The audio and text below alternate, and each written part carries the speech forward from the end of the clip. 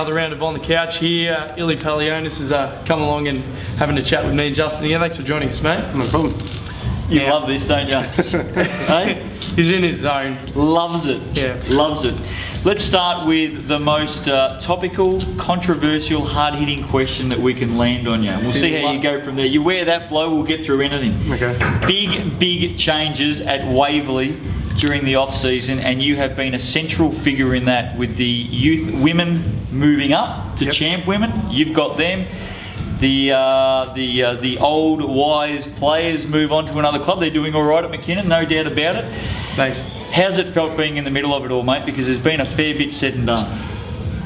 I think everyone's got a different opinion about it. I think that's probably well answered. The hardest thing is that, you know, we have a good young group. We do have a good young group coming through, and although the last couple of weeks haven't been good, they are going to be a good team, and we see that as a future of the club, and they're going to be around for a while. So there's nothing to do with the ability of the McKinnon players, because as you see, they beat the crap out of us the other week. That's not the point at all. That's not the vision that we're after. And a lot of people are going, oh, you know, there's the revenge and stuff. Well, there's no hate from our way at all.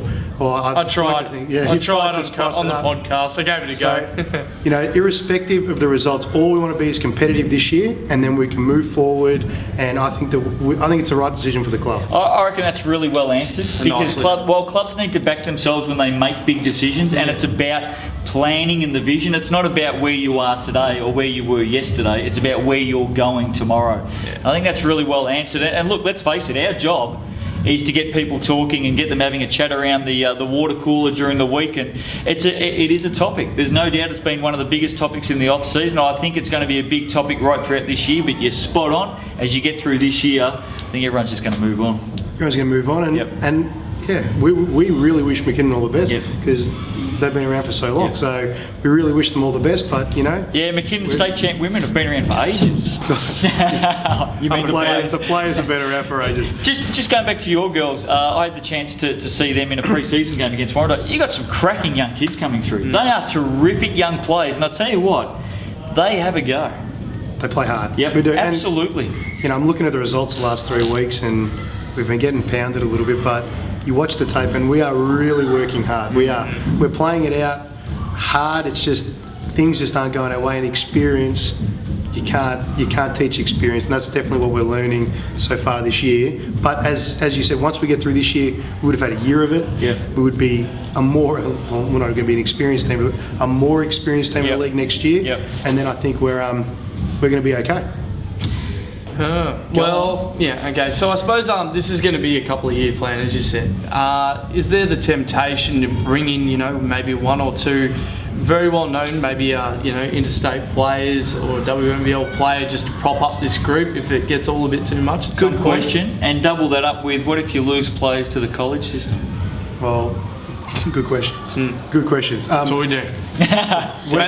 Mainly me. That's what we do. Welcome to On the Couch, man. Mike and I have really sat down, and we really want Waverley to look like a team that will develop their own and want to send kids to college, and that's really what we're after. And Georgia will go at the end of the year.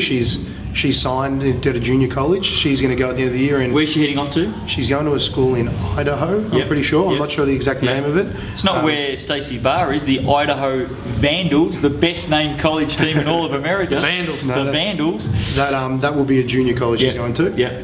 Well done, we should say to Georgia. Well done. She's worked extremely hard. Great player. Very happy for her.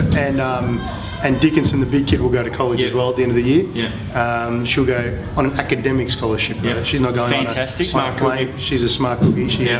Wish she was as smart on the basketball court. She's sorry. Here we go. Taylor, now we're just getting warmed up on the couch. I reckon Taylor's the toughest job in your team. No doubt. Considering she's a big player. She must come up. Definitely. Sam Woosnan, Banky, whoever you want. You know, like she's such a good kid. Like I got a lot of time for Taylor, and I've coached her for a very long time, and I do feel for her at times because it looks bad on her sometimes what's happening. But it feels like the best player in every team is a big, unfortunately, in the women's comp, and poor Taylor's only 18 years old and been playing for 4 years. So hey, speaking of that, round one, you got the win over Ringwood. How did it feel that night? That must have been just driving home very, very satisfying. I think it was a double-edged sword. I think that we got ahead of ourselves as well after the win. It was a great result, and it's probably the only time we've made shots the whole season. But we got ahead of ourselves, and that's clearly what's happened the last 3 weeks. Yeah. Just back to the drawing board for us, yeah. You do rely on that outside ball, don't you? Shot a well on the weekend. Yeah. 4%. It's like me. Yeah, You don't want that. Probably a tad better than you, You just young don't man, want but anyway. that. It is actually 4% better. Yep. But I guess that is a big issue, is that when Taylor and Georgia go, that's 2 starters that play extremely heavy for us. So Yeah. we might look to bring in one possibly next season. But again, if we were to bring in more than one, that's sort of ruining what we're trying to do. Yep. So that's, Mike and I know that there's going to be a little bit of pain initially with what we're doing, and we're feeling that at 1 and 5. Yep. But the future's where it's at for us. Yep, good call. Yep. We've mentioned Georgia a couple of times. She's one of my favourite players. About 7 now, but in the competition, and we even did an article on Overtime about her. You quoted her, and but I'd just like to hear it. Hear you actually say how important she is to your team. She doesn't play like anyone I've seen, because she handles the ball, she crosses over, she dribbles between the legs. Her passing ability, she's no passes, the whole deal. Just how important is she as a cog to your team? Without her, does it all go to water? Yeah. In a way.